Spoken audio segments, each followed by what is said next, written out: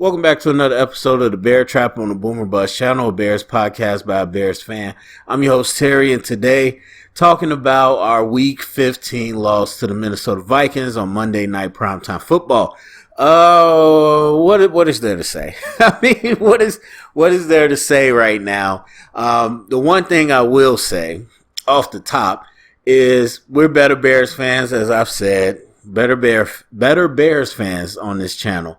And so I really hope that we're not doing the same thing that I see some of these lesser fans doing, and that's crying about the refs. I can't stand it.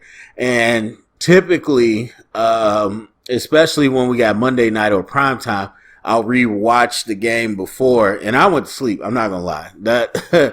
I was tired. I went to sleep at halftime. And so I watched the game again today, and no. I mean, there was maybe a couple calls that I thought were like, and maybe one call against the Vikings that was like, okay, where's that flag?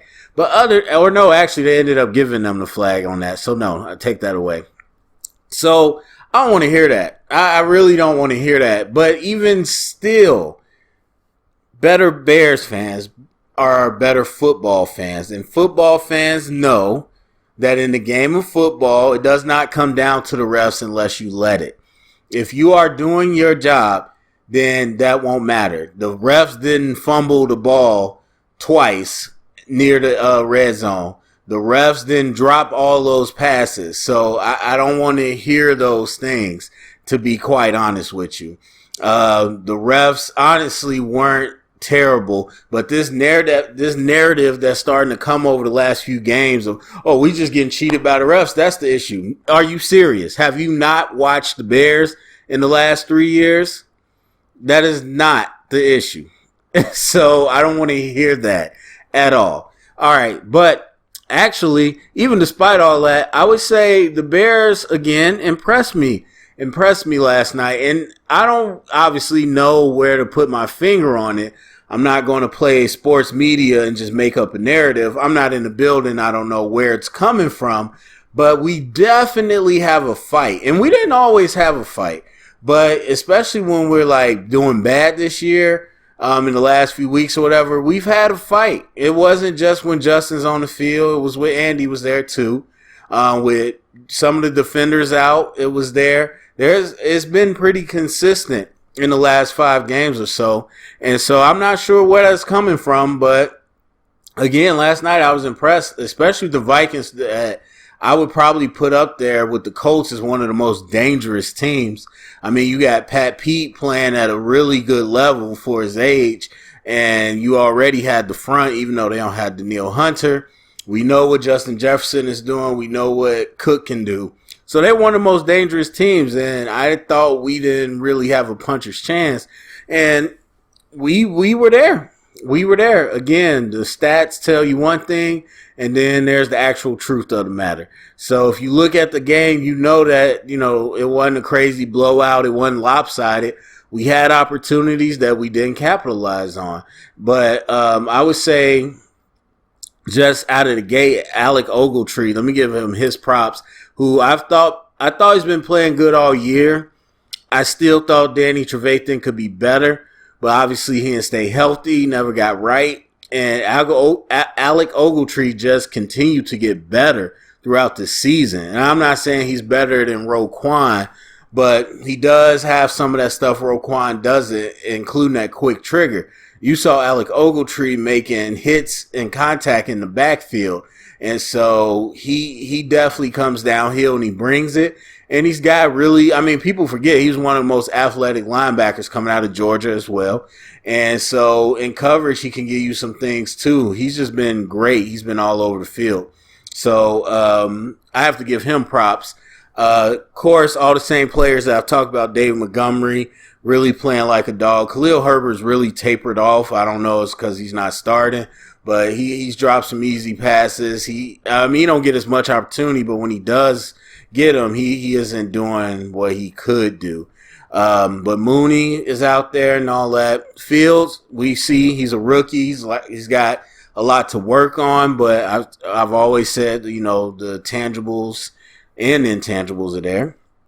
And Tevin Jenkins, oh my God, not looking good. Not looking good at all. I've seen a number of people talking how happy they were that he got into people's face because of Justin Fields, which, first of all, you couldn't really see based off the camera angle, at least the one I was watching, what really happened. I think it was kind of bang bang, but either way, they were like, yeah, that's how you defend your quarterback. I don't really care for players that aren't playing well to also get in trouble. And then while you got people over here cheering, if you really watched the play, you saw his own team of the O-lineman getting in his face. It was just an unnecessary penalty. And so it's the same thing with anything. People think it's cool to flex, stand over people. It's cool to throw punches to show how tough you are. It's the winning teams that have discipline. I guess it's cool to not be disciplined and just do something to demonstrate how you're feeling. But to me, the cool thing is to be disciplined and not hurt your team. And on top of that, he's not doing that well in his regular duty. So there's that. Like I said last time, you definitely have to learn the technique as the offensive lineman in the league, especially out at tackle. But he's also going to have to work on his ability to move his feet and agility and all that. I think part of that comes with losing some weight or getting in some better shape. He doesn't look like he has good stamina or good body movement. His back might still be stiff, I don't know. But he's gotta work on all that. So, you know, Tevin Jenkins seems rough, but I definitely think he has the pieces. The part I don't know is the type of player he is. What I've seen so far hasn't been great. So we'll see how that works out. I mean, yeah, the secondary overall, you got to give them props. And I have to give Sean Desai props. See, I'm trying to break that whole media way of blanket explanations. I want to say, I guess it starts and stops with Desai, so you kind of got to give him props. But I'll say I'll give props to whoever on the defensive side really got the secondary together this week. They seemed very well coached and disciplined and understood what they needed to do. Obviously, there were some times where they didn't put themselves in the best position. But overall, I thought Kirk Cousins was going to have a field day. Kirk Cousins has not been bad this year. I don't know why people continue to hate on that man. But I thought he was going to go crazy. And we played really good coverage, not just in our responsibilities, but plays on the ball as well. And speaking of refs, except, like I said, a couple miscommunications on one touchdown. And then on the interception, they completely tackled Justin Jefferson, and no one called the flag. So while they're crying about us getting flags, come on now. So, but overall, whoever was in charge of that, man, big props to the secondary playing well for being thrown into the fire. So, yeah, like I said, overall, we fought way more than I thought we would. So that was cool to see. And it's still kind of the same old Bears at the end of the day. You got the offense just really never able to capitalize on any opportunities, and the defense having to continually go out there, especially with backups, and hopefully get a stop, but it didn't always go that way. I mean, we muffed a punt, so as much as special teams kept us in the game last week, it was not really helping as much this week, and that's what I said. That's why you gotta look at the game. Because, like, people just look at the score, the stats, and be like, oh, the Bears is this, and that's why we lost, because of the refs. Okay. Then you come this week and look, oh, guess what? Different refs, different team, offense still can't score. And guess what? The special teams ain't there to bail you out. And so that's why I hate listening to a lot of that narratives. It's so dumb to me. But, yeah, I mean, we're heading to the offseason. Every week I say we heading to an offseason with a lot of change. So we will see what happens with that. And I don't know. I mean, I've said all this before. Obviously, I think Nagy should be gone, but I'm not, like, over the moon like everybody else. We got to get rid of Nagy. It's his fault. He's holding us back. I don't think that's 100% the case. But yes, Nagy's got to go. There's a lot of rumors, and I mean rumors, and we don't know in the NFL because, to be quite honest, as you probably know, I'm a big movie fan.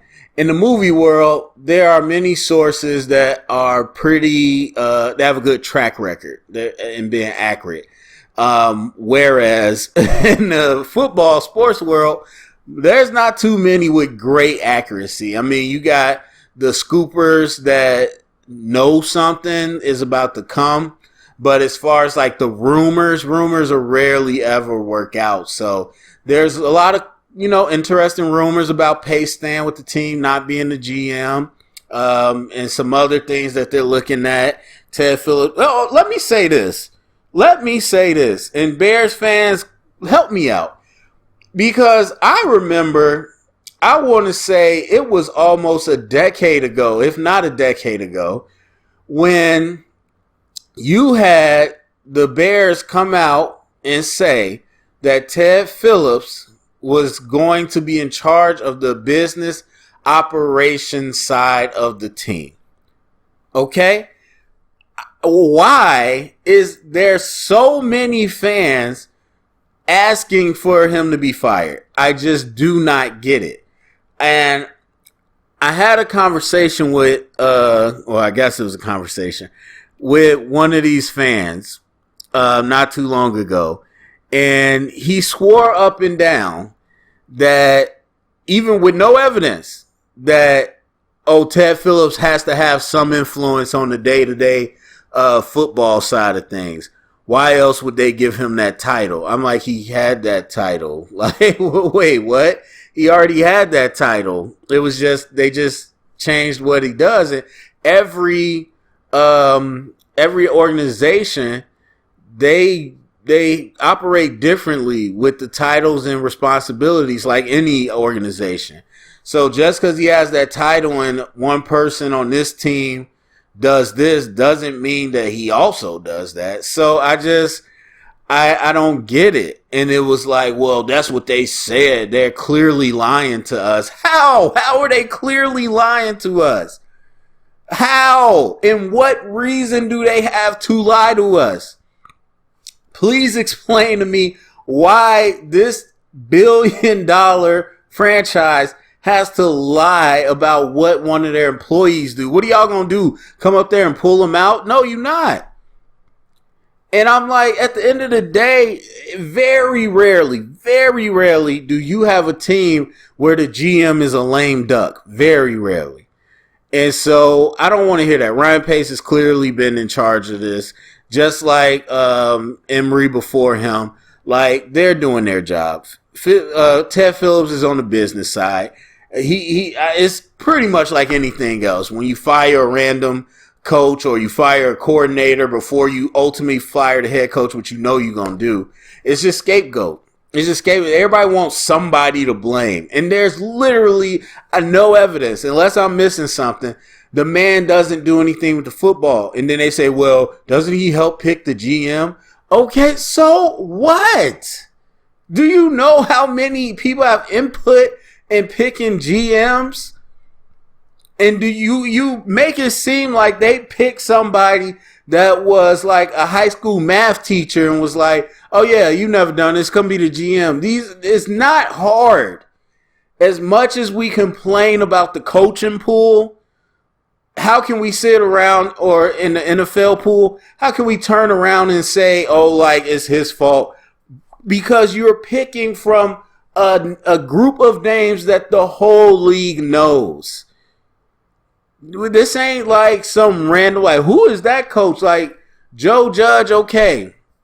They went off a little script, but still there's a reasoning behind why they picked them. But rarely do you have anything that's crazy. There's a reason why these people pick. Ryan Pace was a sought after commodity. Matt Nagy was a sought after commodity. team after team make bad decisions, they change course, they can also make good decisions. It's the same thing that I say when people are sitting here arguing with me about how good some of our players are. They keep telling me how much better some of our players are than other players. And these are the same players that Ryan Pace brought in, and you still want him fired. Please make it make sense to me. Nobody's going to bat 1,000. Nobody. And to sit here and say, well, he's part of the GM search, so he's the problem. That's so stupid. That is so dumb. Unless we are picking incompetent GMs that have no right to be a GM, I don't want to hear it. I really don't. It's just, I mean, obviously we don't have too much to talk about this season except, looking forward to the offseason. And so I have to listen to these dumb narratives every week. It's frustrating. So anyway, that's it for me. Go down in the comment section. Let me know what you think. Share it around. Get the conversation started. Thumbs up, subscribe, and remember, stay up and bear down.